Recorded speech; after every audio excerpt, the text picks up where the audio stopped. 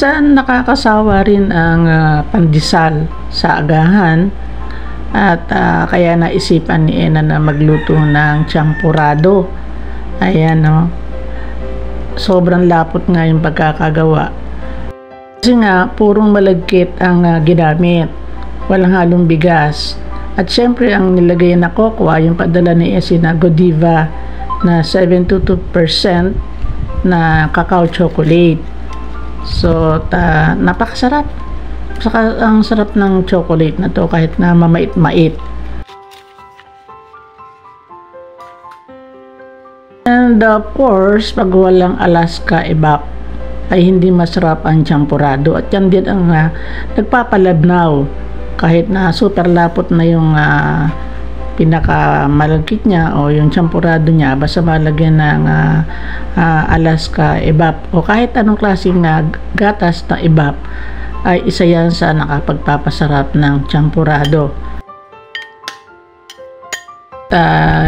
Ito nga, kumakain na nga ako at inulam ko rin pala rito yung may natira pa kaming isang gilit ng pampano na nabili ka nung isang araw na slice o posta, nakababad dyan sa toyot kalamansi, pinirito ni Enan at yan ang ipinartner ko sa champurado at sobrang naman talagang kasarap ang aking naging agahan.